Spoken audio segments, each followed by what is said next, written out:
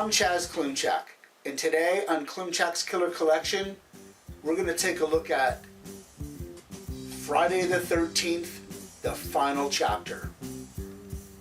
While Part 2 will always be my favorite of the series, the final chapter is the quintessential Friday the 13th film for the following reasons.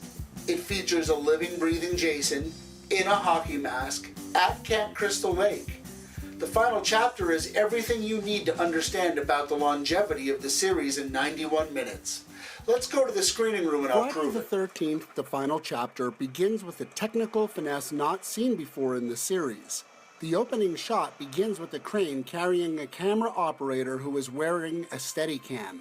The operator proceeds to step from the crane onto the grisly scene of Jason Voorhees' last escapade at Camp Crystal Lake. The director walks us through a painstakingly recreated concluding scene from the previous installment. 19 months had passed since the previous film's release, making the time span between the third and the fourth installment the longest at that time. It had already been generally accepted that Jason Voorhees had been killed, so director Joseph Zito made sure that he gave us exactly what we expected, a very plausibly dead Jason.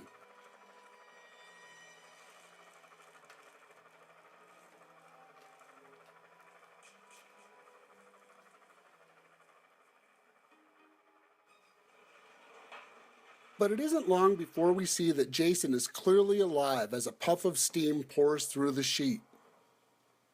Jason, as expected, wakes up angry and gets down to business almost immediately. The first two kills are unexpectedly violent and directed with precision, and for the first time in the history of the franchise, Jason is more than menacing. He's terrifying. And bringing that terror to bloody color are the special effects of mastermind Tom Savini, who'd worked on the original film. Of course, Jason immediately returns to his home of Camp Crystal Lake to find a new batch of inattentive victims to dispatch. Among them is the Jarvis family. The final chapter boasts some notable industry names. Lawrence Monason and Crispin Glover, both veterans of underground teen exploitation films by 1984, turn in excellent performances with sellable chemistry. The likability of these characters makes the threat of Jason all the more threatening. Tommy, the youngest member of the Jarvis family, played by a pre-Goonies Corey Feldman, plays a crucial role in the Friday the 13th saga. His character would return twice more during the series, forming a mid-franchise trilogy that guaranteed sequels for quite a few more years. The Jarvis house is just across the way from a house rented by unsuspecting teens intent on living large at Crystal Lake. While this setup is certainly nothing new, the authenticity of the overall film generated suspense that was previously reserved for impatience. The pseudo-menacing-looking mom is also a nice nod to the original picture.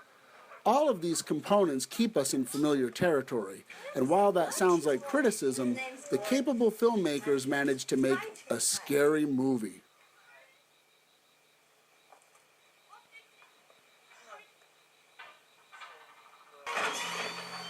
What makes the final chapter unique is that it manages to do the following: pick up where the last film left off, give us our familiar characters, give us new characters, give us a subplot to the subplot, make us pay attention to things that happened in the other three movies, and still, there is nothing muddled about the plot or pacing.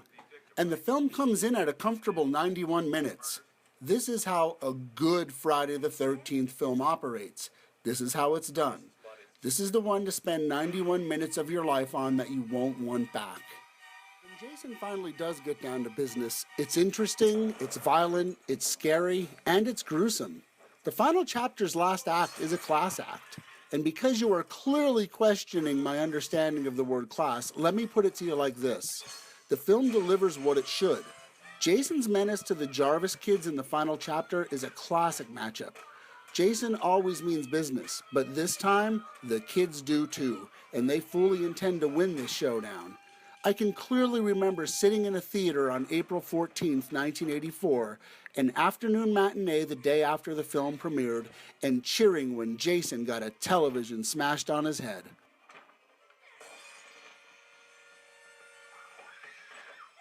The film's conclusion is particularly brilliant because it also serves as an introduction for the next two films. As a matter of fact, some would argue that after Tommy Jarvis's storyline dried up, so did the series.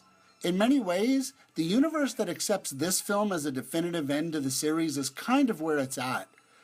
The finale includes lovely nods to the first and second films, and Jason's death is beautifully orchestrated and executed. After all, that was the sales pitch for this film.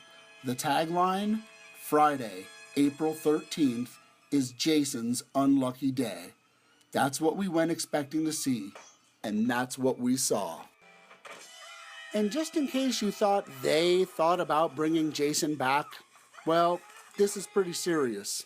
And besides, it seemed almost inevitable that if the series did continue, it would continue with Tommy turning from protagonist to antagonist. It's a shame that never happened.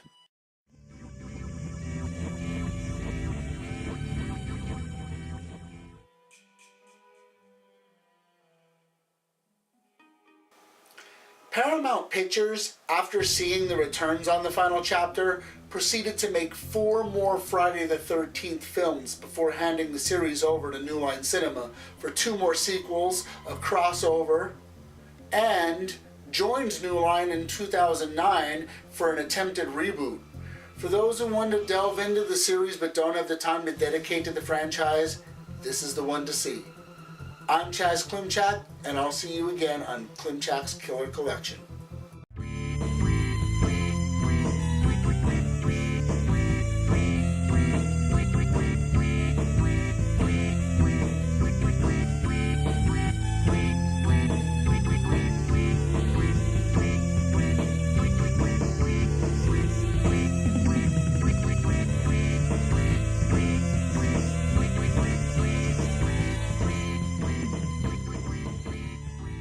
Night, Mr. Wawa.